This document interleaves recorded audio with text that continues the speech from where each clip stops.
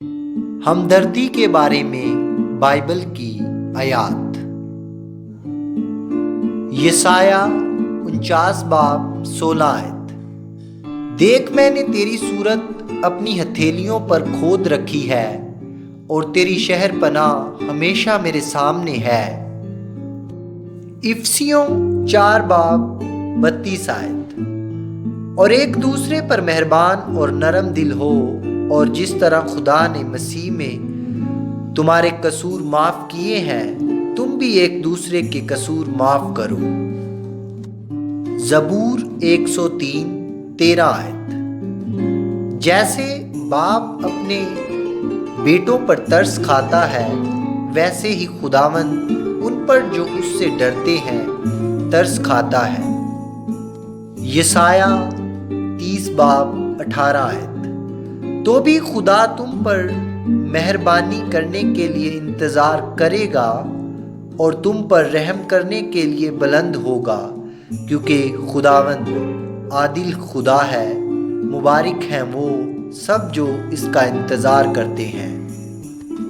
زکریا 10 باب 6 آیت۔ اور میں یہودا کے گھرانے کی تقویت کروں گا اور یوسف کے گھرانے کو رہائی بخشوں گا اور ان کو واپس لاؤں گا، کیونکہ میں ان پر رحم کرتا ہوں، اور وہ ایسے ہوں گے گویا میں نے ان کو کبھی ترک نہیں کیا تھا، کیونکہ میں خداوند ان کا خدا ہوں اور ان کی سنوں گا۔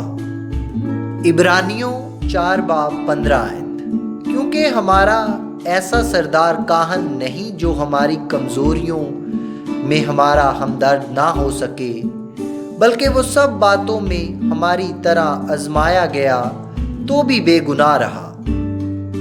پہلا یوحنا 3 باب 17 آیت۔ جس کسی کے پاس دنیا کا مال ہو اور وہ اپنے بھائی کو محتاج دیکھ کر رحم کرنے میں دریغ کرے، تو اس میں خدا کی محبت کیوں کر قائم رہ سکتی ہے۔